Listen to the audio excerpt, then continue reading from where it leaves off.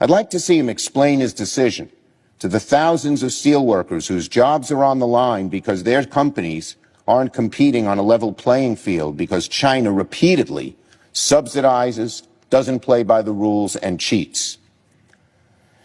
It's another classic example of the Trump administration promising one thing but doing another.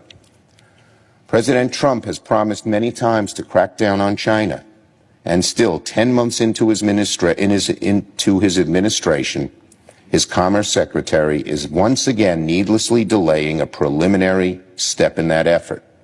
Every time I see Secretary Ross, I've known him for 30 years, he's a New Yorker like I am, I say to him, when are we going to do something on China? Oh, we're going to do something tough. And each time there's a different excuse. This should have happened in the first 2 months of the administration.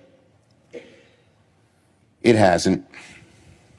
So, because of the Republican inaction, because of the president's unfulfilled and rapidly becoming broken promise on being tough with China, Senate Democrats will be sending a letter to President Trump and Commerce Secretary Wilbur Ross demanding that the administration keep its promise to crack down on China's unfair and predatory trade practices. Now, one more thing on China. Today I read Tesla, our great car manufacturing company, will be relocating to China.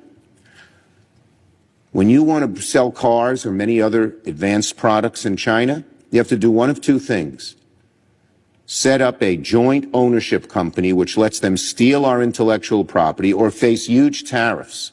That's based on the fact that the WTO was poorly negotiated and China was regarded as a developing country. That was the fault of President Bush and President Obama. Neither did enough to stop China. Based on his campaign rhetoric, you'd think President Trump would be tougher as China steals our family jewels. It's no longer clothing and furniture. It's our best industries. They steal our intellectual property by these joint ventures. Sometimes they do it by cyber theft. A lot of times they do it by cyber theft.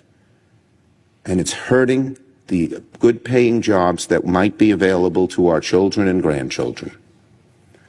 Based on campaign rhetoric, you'd think President Trump would be tougher on China. But so far, it's been a lot of talk and not very much action.